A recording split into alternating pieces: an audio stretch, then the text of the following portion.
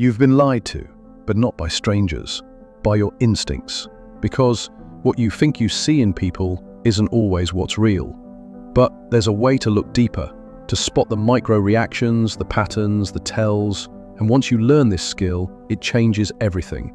Not just how you see others, but how you understand yourself. This video isn't a list of tips, it's a psychological decoder, a short but powerful journey into how the human mind actually hides, reveals, and protects itself. But don't skip ahead, because each part unlocks the next. Miss one, and you'll miss the meaning. Let's begin. Section 1.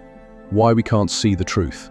From childhood, we're taught to believe in appearances. A smile means kindness, a loud voice means confidence, tears mean weakness. But psychology tells a different story.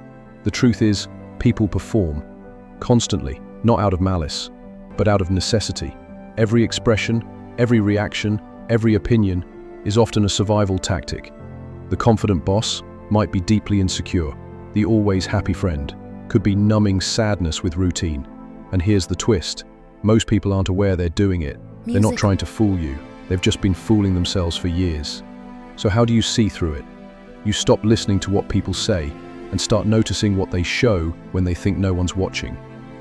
Psychological truth 1. Avoidance speaks loudly. What people avoid reveals what they fear. Pay close attention to the topics people dodge. That uncomfortable silence when a subject hits too close. That fake laugh after a serious question. That's not awkwardness. That's exposure. We protect our pain by pretending it isn't there. So the moment someone pulls away, that's where the truth begins. Psychological truth 2. Judgment is a mirror.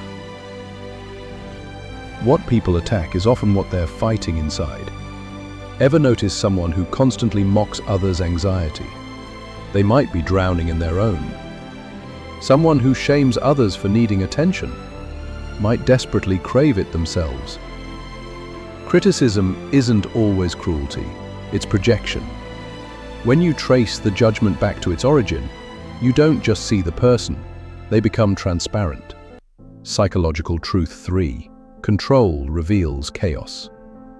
Those who seek control often fear collapse. Think of the perfectionist who plans every second, the partner who micromanages every conversation, the friend who needs to fix everything. They're not obsessed with order because they love it. They're terrified of what might happen if they let go.